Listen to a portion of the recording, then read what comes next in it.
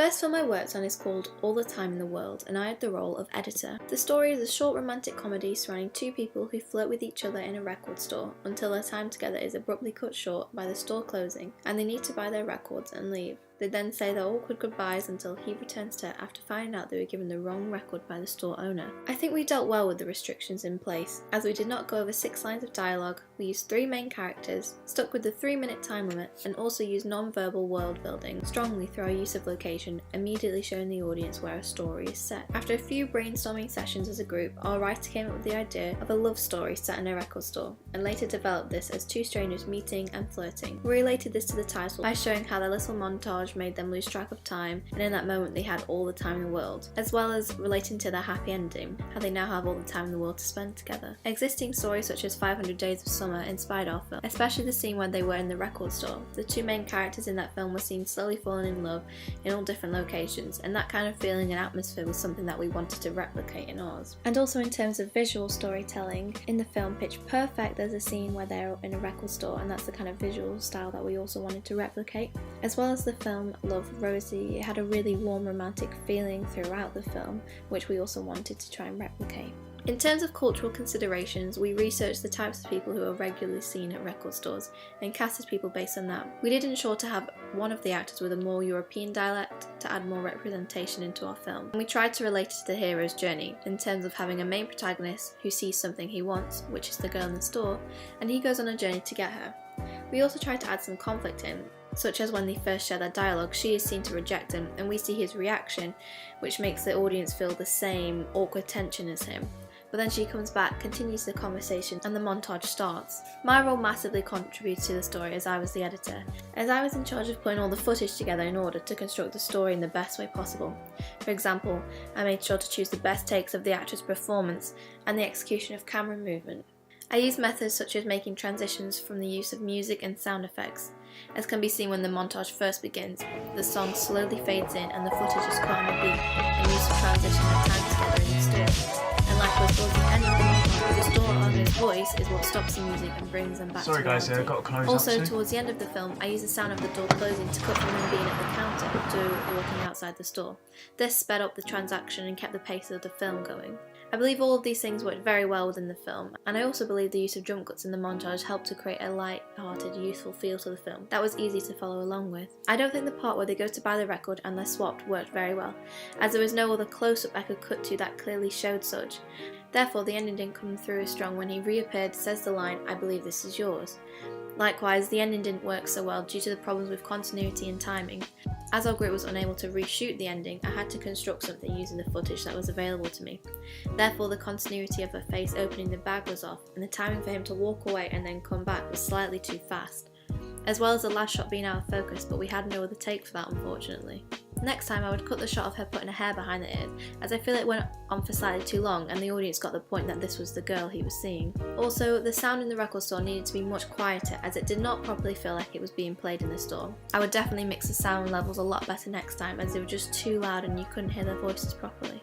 Overall, I do think the love story between the two played out very nicely. Although our initial idea was for them to be given each other's records by accident at the counter, I don't believe it was very obvious that this was the case, as it appeared more to be about their relationship than that fact. Moreover, the chemistry between the actors worked very well on screen, which helped to develop our story to the audience. I do think my storytelling ability has improved as a result of the film. I was able to have an impact in adding more conflict to the story and using elements of the hero's journey and a main character for the first time in more depth. Our target audience was unisex, young people aged 16 to 25 who are fans of music and particularly record stores. We tried to show a situation that is something considered ideal, as who would not want to find the love of their life in one of their favourite places in the world, and they can share the hobbies they're most passionate about. We wanted to emulate that ideal situation and make it a feel-good film to watch. We could have made our story more engaging from a cultural standpoint by having a person of colour in our cast rather than all light-skinned people, in order to better represent people in that environment. Likewise, we could have also changed the sexuality of the couple. In summary, I believe the film was a sweet tale that is summed up nicely within 3 minutes, including a light-hearted performance from the cast with visually stunning camera movement and all locations. I learned a lot in terms of techniques with creating non-jarring jump cuts and furthering my storytelling ability through constructing footage. The title of my second film is Long Shot, and my role in this was director, editor, production designer and co-writer. Our film is about a very high job position and 2 workers both competing for it. The main guy works 24/7 and slowly losing himself in his work into someone he never wanted to be. In the end, it is made to be unclear whether he got the job or not. Was all the hard work worth it? We came up with the story after brainstorming for weeks and trying to figure out what genre to do. The genre then stemmed from being inspired by Mr. Robot, and we decided to set the film in an office space and apply the storytelling techniques we had learned. I also read the book on screen now, and it spoke a lot about character development and not making them flat, as well as developing the story into different acts and understanding stereotypes. All was something that we implemented. So we then created the conflict between the two main characters, decided the thing that the main character, the good guy, wants would be a job, then the two will have to compete over it with the typical bad guy, leading to character development through this. Although we wanted to add an ambiguous twist to the ending that would leave the audience thinking on whether all of his hard work was really worth it or not. We dealt with the constrictions on making a conventional story well and strayed away from any experimental stories while very early on in the production. In terms of the 5-minute time limit, this became a slight problem in the edit when the first cut was around 6.5 minutes. This led to 2 whole scenes being cut out and a new montage was edited to fit the timings better. No exact story inspired our film, as we took influence from storytelling theories such as the hero's journey and moulded it from that, in terms of having a protagonist and antagonist, and there being something our hero wants deeply and will go on a journey to get, but we added a different twist for our ending. But that being said, shows such as Mr. Robot impacted the way we visually told our story in terms of their use of framing for characters in different situations, and a short scene from the film Fight Club also inspired the visual look of the film in terms of set design and costumes. We ensured to cast a variety of people from different cultural backgrounds in order to properly represent multicultural London today, as we had an Asian American lead, Australian woman, British man, and we also cast an African man, but he did not turn up on the day of filming, unfortunately. My role contributed heavily to the production of the film, as I was in charge of the overall creative decision. I worked closely with the DP in order to create a visually stunning film, but also had meaning behind the shots, and also worked on the script to develop the story. Likewise, I worked closely with the actors to develop the characters and get the best performance out of them to sell the story. And as an editor, I worked hard to construct the story, even making the decision to cut scenes in order to tell the best story possible. I used many different methods, such as montage editing and match cuts to help with the progression of the story, and I used sound as a tool to transport the scenes, as can be seen at the end of the montage when Claire comes in. Her voice is muffled to show that he is only focused on himself, and when he shouts "what," the music comes to an end. Also, when the guy at the bar says "and," it is used as a bridge between the boss's office and the bar to shift the tone and location, snapping the audience out of a tense moment when he breaks the fourth wall.